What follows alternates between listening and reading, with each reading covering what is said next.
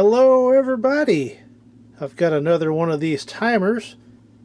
This is a Sears variable plug-in timer, Mary Tyler Moore version.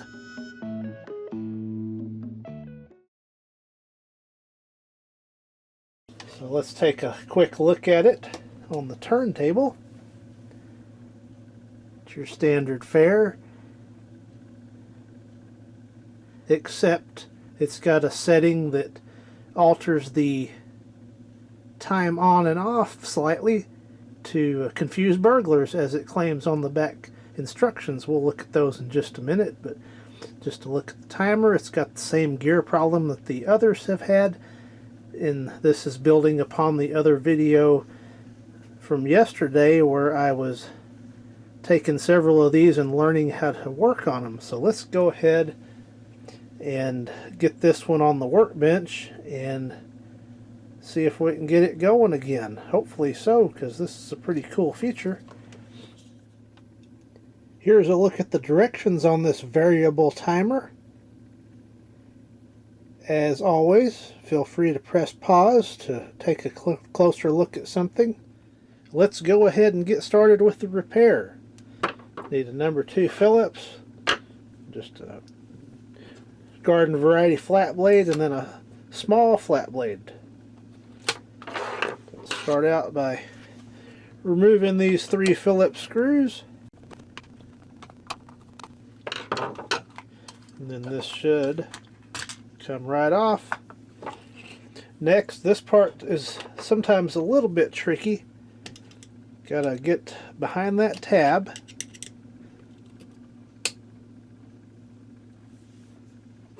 And then with the second screwdriver, it should lift that motor housing up just enough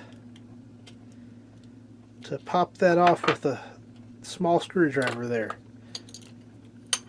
And then there's that gear, which is looking more intact than others I've seen. I can tell it's stripped out. It may work somewhat, but see, it's got some teeth missing. It's not catching there. Let's go ahead and plug it in and see what it does. And I don't advise doing this. Not the safest thing in the world, but this is for demonstration. I will plug it in. And doesn't look like it's wanting to do anything.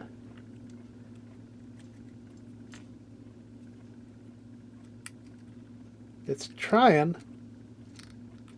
It won't start though. There it goes.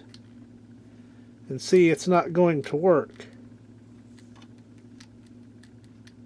That's also that clicking noise. You'll know the gear's going bad when it starts making that noise.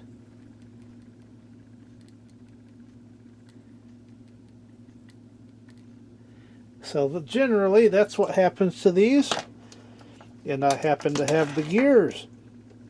I found them online. I can't really put a link, but I will definitely put the name of it, and they're pretty easy to find. We're back on the workbench. Take this gear off and make note of where that clutch piece is. It needs to go back on facing this way.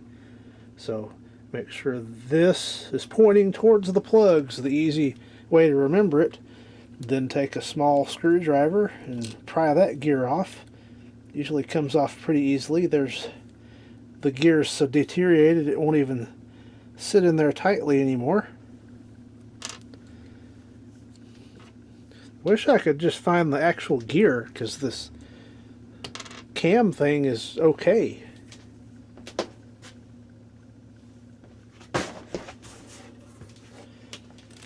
So I'll grab a replacement gear right here. That's what a good one looks like. Pop that in there. See if it'll spin up. I had one where I had to take the gear out and use this original piece there. We'll see if this one will start up. Will it start on its own? Nope. So it may be the same instance that I ran into the other day on the last timer session, where I had to reuse this one here, because that does fit looser on the shaft than the replacement.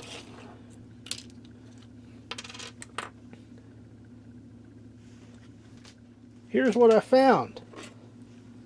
I think this piece here is worn out.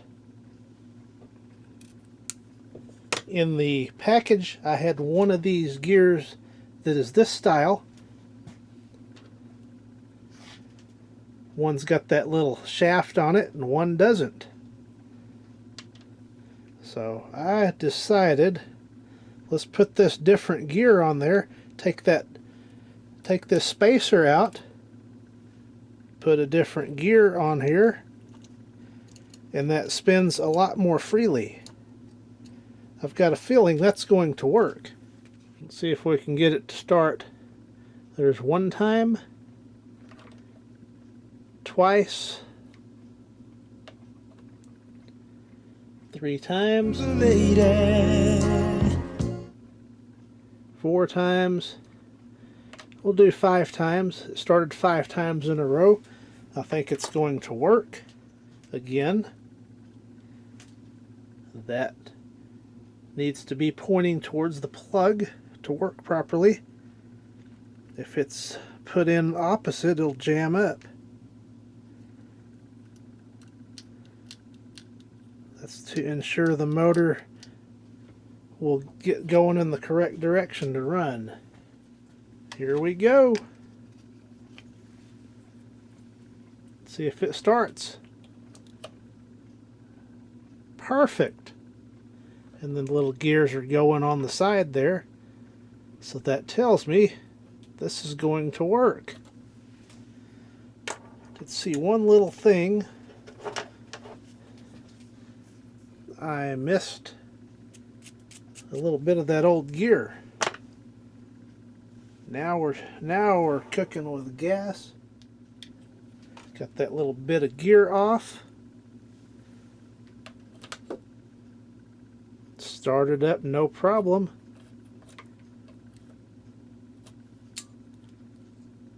So the gear goes on like this, off to the left a little bit or off to the right, but generally pointing this direction, like this way, is not going to work. It's just going to jam.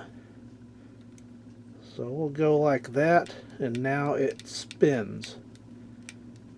Keeps it going in the same direction. Let's see if it'll start. One more time before putting it back together. And I'll double check my electrical connection before I put it back together as well. Let's give it a final electrical test to see if this circuit will complete and the timer will operate normally. So it's off now, so it should be open.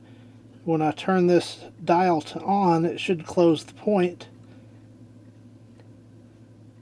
and complete the circuit. Looks like it's a little bit off. We'll go ahead and adjust it right quick. Take the needle nose pliers and bend that just a little bit.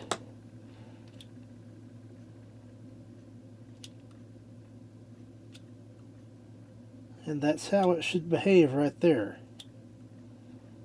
That should work no problem.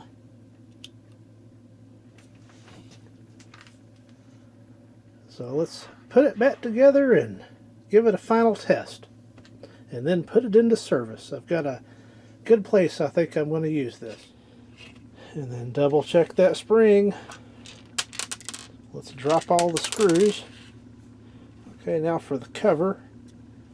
And this wire here needs to be right up against the motor housing, or this cover will not go on.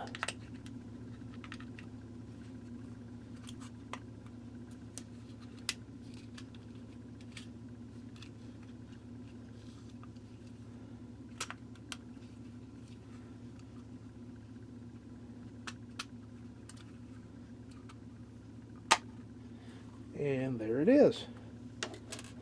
Now for the 3 screws.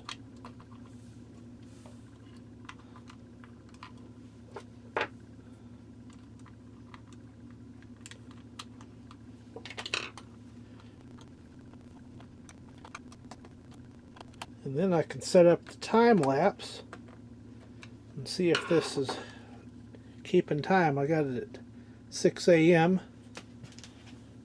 I will first plug it in and give it a test. That's plugged in. Let's see if it functions manually. Okay, we are on, turned off, turned on, off.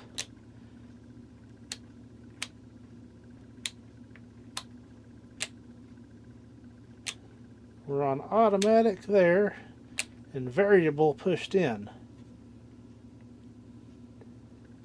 So we'll see how that does. Let's do a time lapse.